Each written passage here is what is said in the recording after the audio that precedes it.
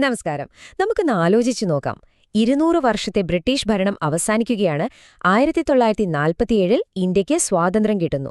ആ ഒരു നിമിഷത്തിൽ ഇന്ത്യയുടെ സാമ്പത്തികാവസ്ഥ ശരിക്കും എന്തായിരുന്നു? എങ്ങനെയാണ് നമ്മൾ ആ ഒരു അവസ്ഥയിൽ എത്തിച്ചേർന്നത്? ശരി, നമുക്കിതിലേക്കൊന്ന് ആഴത്തിലിറങ്ങിച്ചെല്ലാം. ബ്രിട്ടീഷുകാർ വരുന്നതിനൊക്കെ മുൻപ് ഇന്ത്യ ലോകത്തിലെ തന്നെ വലിയൊരു സാമ്പത്തിക ശക്തിയായിരുന്നു. വെറുതെ പറയുന്നതല്ല, പുറത്തുനിന്ന് വന്ന സഞ്ചാരികൾ പോലും ഇന്ത്യയുടെ ഈയൊരു സമൃദ്ധി കണ്ട് അത്ഭുതപ്പെട്ടെഴുതിയിട്ടുണ്ട്.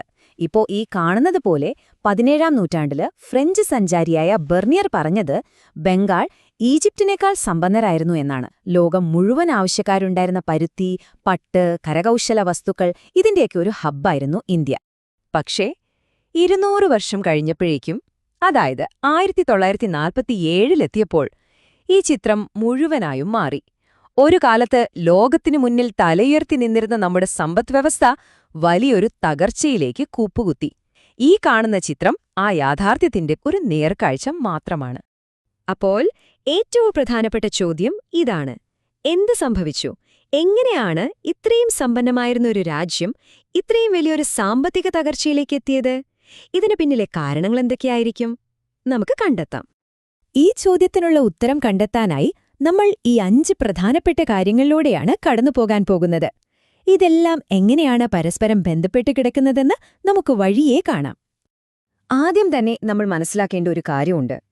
ഇന്ത്യൻ സമ്പദ്വ്യവസ്ഥയ്ക്ക് സംഭവിച്ച ഈ മാറ്റം അത് യാദൃച്ഛികമായിരുന്നില്ല, മറിച്ച് വളരെ കൃത്യമായ പ്ലാനിങ്ങോടുകൂടി ബ്രിട്ടന്റെ ബോധപൂർവമായ ഒരു നയത്തിന്റെ ഫലമായിരുന്നു.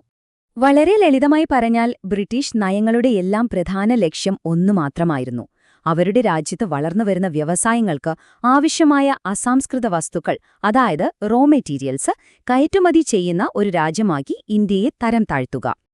അപ്പോൾ ഈ ലക്ഷ്യം നേടാനായി അവർ പ്രധാനമായും 2 കാര്യങ്ങളാണ് ചെയ്തത്.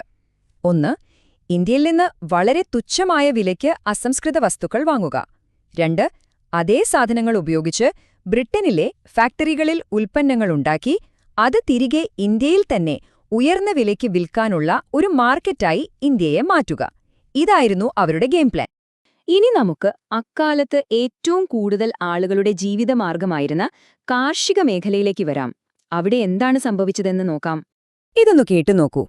85%, അതെ, അക്കാലത്ത് ഇന്ത്യയിലെ 85% ആളുകളും ജീവിച്ചിരുന്നത് ഗ്രാമങ്ങളിലായിരുന്നു. അവരുടെ ജീവിതം, അവരുടെ വരുമാനം എല്ലാം നേരിട്ടോ അല്ലാതെയോ കൃഷിയുമായി ബന്ധപ്പെട്ടായിരുന്നു. അപ്പൊ പിന്നെ പറയേണ്ടതില്ലല്ലോ, കൃഷിക്ക് എന്ത് സംഭവിച്ചാലും അത് രാജ്യത്തിനെ മൊത്തത്തിൽ ബാധിക്കില്ലേ? എന്തുകൊണ്ടാണ് നമ്മുടെ കാർഷിക മേഖല തകർന്നടിഞ്ഞത്?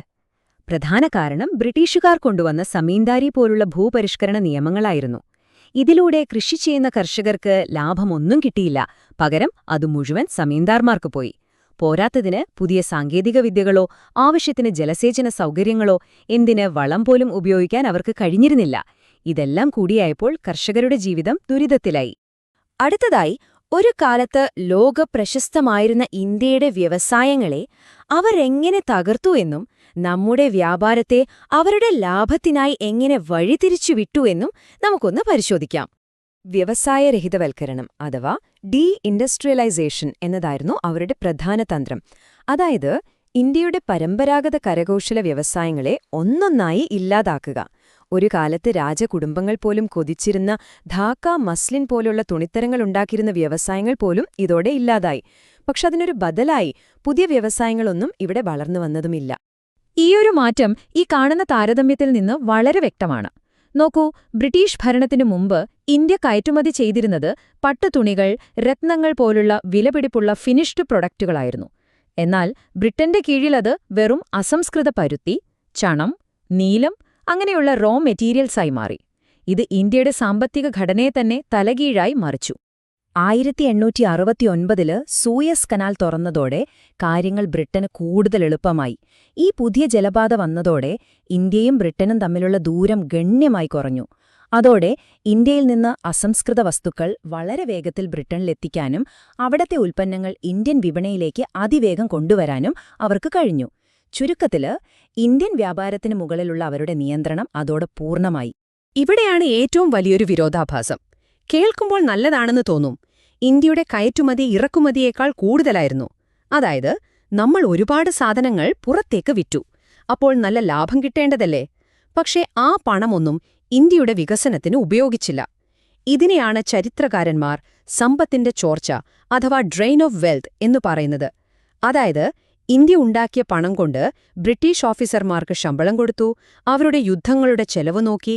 ചുരുക്കി പറഞ്ഞാൽ നമ്മുടെ പണം നമുക്ക് ഒരു പ്രയോജനവുമില്ലാതെ ബ്രിട്ടനിലേക്ക് ഒഴുകിപ്പോയി. അപ്പോൾ ഈ സാമ്പത്തിക നയങ്ങളെല്ലാം സാധാരണക്കാരുടെ ജീവിതത്തെ എങ്ങനെയാണ് ബാധിച്ചത്? സ്വാതന്ത്ര്യം കിട്ടുന്നതിന്റെ തലേദിവസം ഇന്ത്യയിലെ ജനങ്ങളുടെ അവസ്ഥ എന്തായിരുന്നു? നമുക്ക് ചില ഞെട്ടിക്കുന്ന കണക്കുകളിലൂടെ ഒന്ന് വേഗത്തിൽ പോകാം. അന്ന് രാജ്യത്തെ മൊത്തം സാക്ഷരതാ നിരക്ക് 16% താഴെയായിരുന്നു. ഒന്ന് ആലോചിച്ചു നോക്കൂ, 6ൽ 5 പേർക്കും അക്ഷരാഭ്യാസം ഇല്ലാത്തൊരവസ്ഥ. ഇനി സ്ത്രീകളുടെ കാര്യം നോക്കിയാൽ അവസ്ഥ അതിലും മോശമായിരുന്നു. സ്ത്രീ സാക്ഷരത വെറും 7%. 100 സ്ത്രീകളിൽ 7 പേർക്ക് മാത്രം. ഇത് അക്കാലത്തെ സാമൂഹിക പിന്നോക്കാവസ്ഥയുടെ ആഴം എത്ര വലുതായിരുന്നു എന്ന് കാണിച്ചു തരുന്നു.